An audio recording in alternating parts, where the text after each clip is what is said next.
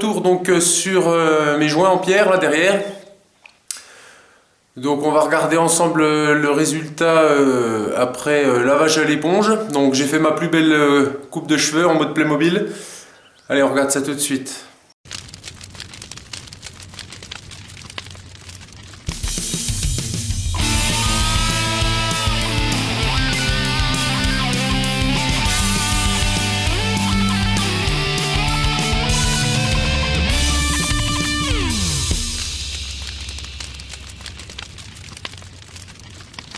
On va pouvoir se rendre compte qu'on est en deux parties. Première partie, toute la partie haute du mur, je l'ai rebrossé à nouveau. Ça m'a pris encore 2 heures pour juste cette demi-partie là, et un 5 mètres carrés. Et donc la deuxième partie, on se rend bien compte que, comme l'avait été signalé dans les commentaires, l'entreprise Rousseau est maçon du 47. Donc j'ai épinglé les commentaires sous la première vidéo. On se retrouve avec un voile blanc sur une grande partie des pierres.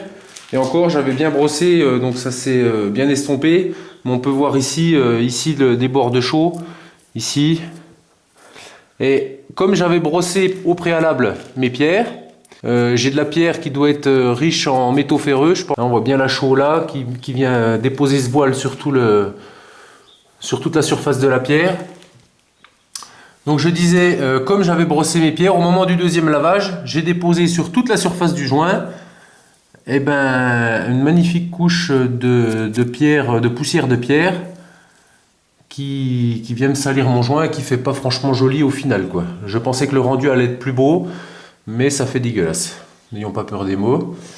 J'ai déjà brossé toute la partie haute, donc on peut voir qu'il y a encore certaines pierres qui sont légèrement imprégnées, mais bon, le résultat pour moi est relativement satisfaisant. J'ai très sincèrement jamais eu un résultat qui me plaisait à ce point-là pour mes pierres, mais alors le temps passé, donc on peut se rendre compte du joint, donc le mélange entre les deux sables. On voit bien qu'après le deuxième brossage, on voit pas les coups de brosse et on a vraiment le grain de sable qui ressort dans le joint. Donc moi le résultat me plaît beaucoup. Donc on va rebrosser toute la partie basse du mur pour essayer d'obtenir le même résultat qu'en haut, pour avoir enfin un résultat final pas trop dégueulasse, quoi. Donc je prends mes petites mains avec ma petite brosse et on va brosser tout ça. Allez, c'est parti. Lunettes. Ça c'est important, hein, parce qu'on fait un peu de poussière et à la chaux. Si on a à faire une façade complète, s'il faut revenir brosser la semaine d'après,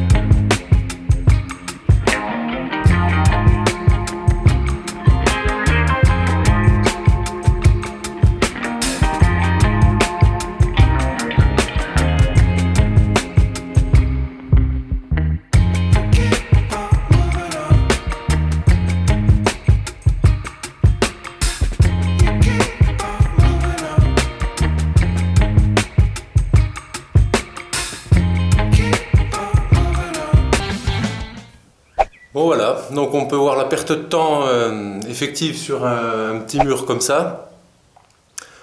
Donc à déconseiller très fortement l'utilisation de l'éponge. Je veux dire, j'ai pu récupérer mon mur relativement correctement.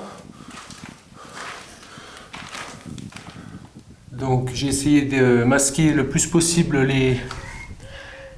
les coups de brosse métallique. Donc on voit très très peu, juste à certains endroits, les coups de brosse. Donc ça va finir encore de sécher, ça va blanchir encore. On voit bien la nuance avec le bas qui n'est pas sec. Mais sur sa globalité, je suis assez quand même satisfait du résultat. Allez, je vous dis à une prochaine fois. Salut!